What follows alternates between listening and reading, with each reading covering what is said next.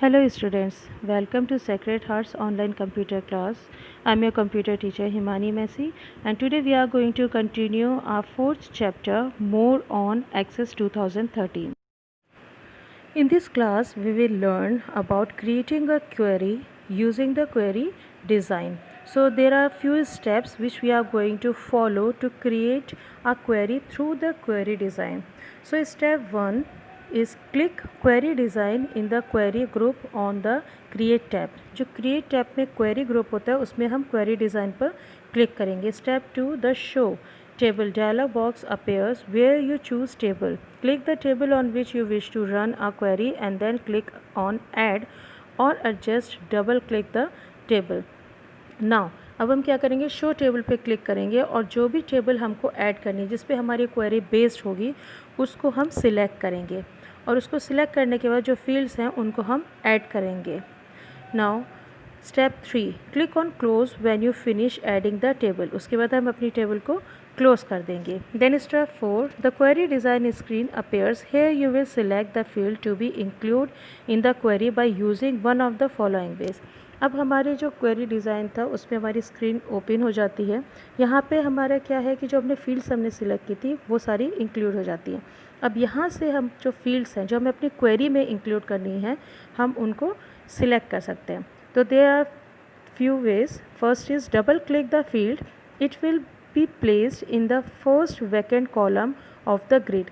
जो हमारा ग्रिड है जो भी फील्ड हमको चूज़ करनी है उस पर डबल क्लिक करेंगे तो जो ग्रिड है उस पर हमारी फील्ड के ऑटोमेटिकली ऐड हो जाएगी. और click the field and drag it to the required column in the grid. या फिर अपनी फील्ड को क्लिक करके और ड्रैग करके जिस भी कॉलम में आपको उसे रखना है उस कॉलम में उसको प्लेस करेंगे. Type the field name directly in the required column in the grid. और या फिर आप क्या कर सकते हैं, डायरेक्टली जो ग्रिड है वहाँ पे जा कर के आप अपनी जो फील्ड है जो भी रिक्वायर्ड फील्ड है आपकी उसको आप डायरेक्ट टाइप कर सकते हैं.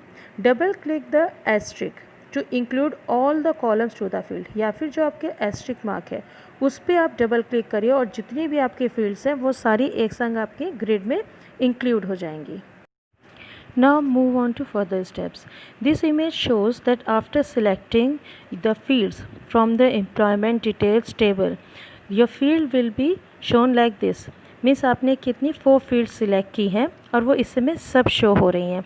Then step 5 Access allow you to arrange the field in the order you want them in the query results. To change the order, select the entire column and drag it to the new position.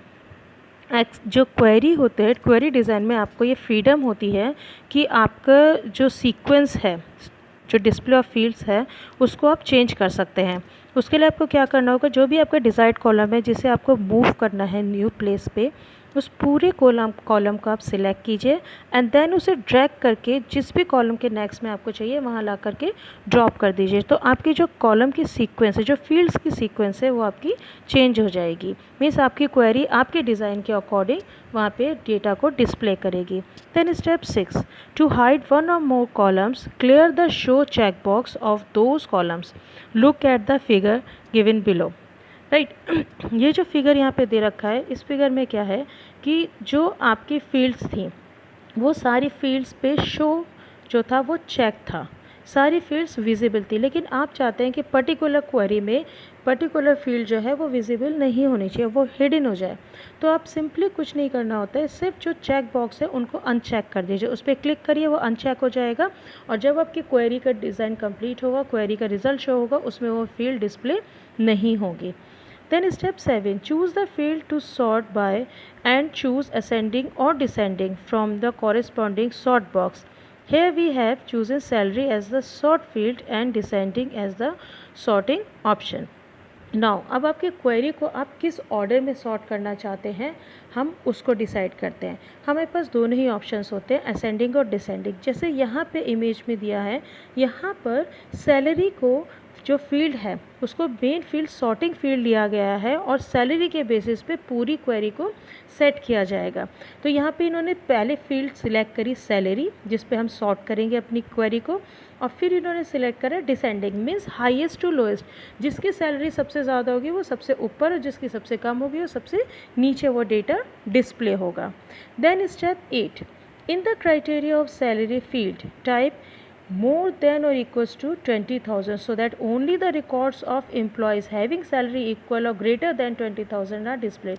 अब हमें सिर्फ उन employees का record देखना है जिनकी salary जो है वो 20,000 या 20,000 से